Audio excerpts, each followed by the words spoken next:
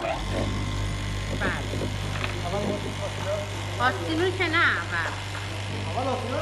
اول آستینو آره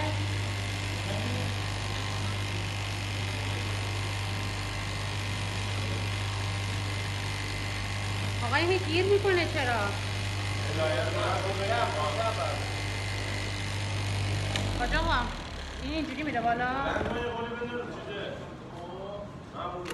این چجوری میره بالا؟ چیکار کردم الان این کار نرینه یه کارش کردیم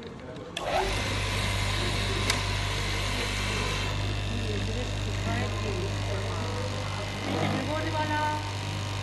اینو پایه رو آها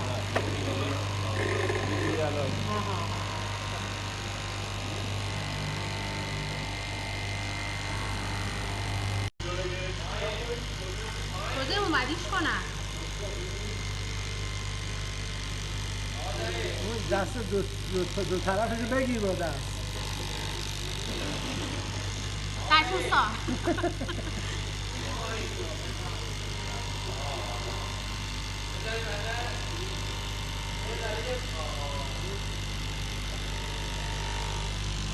نه انگار دارم یه کاری بیشم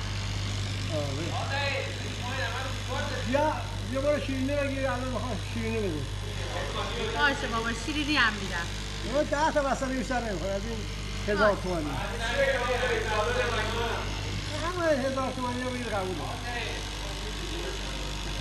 با همون 10 تا گفتم دیگه 50 تومانی